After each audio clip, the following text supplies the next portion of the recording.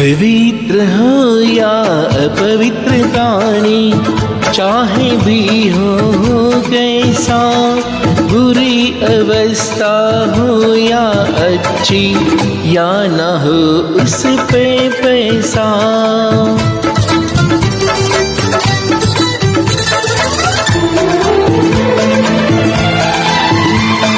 नमोकार का ध्यान करे जो, वह पावन बन जाता है।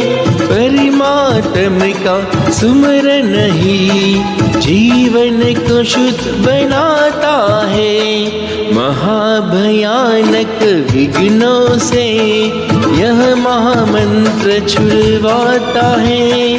जग जी ओम को शांति कारक, मुक्ति जो दिलवाता है।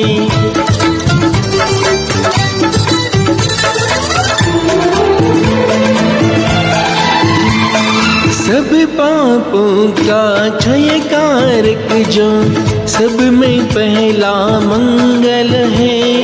विश्व शांति का महाविधायक, हर अनिष्ट अमंगल है। परम का उच्चारण करके परम ब्रह्म को नमता है। सिद्ध चक्र के बीजाक्षर को नमस्कार नित्य करता है।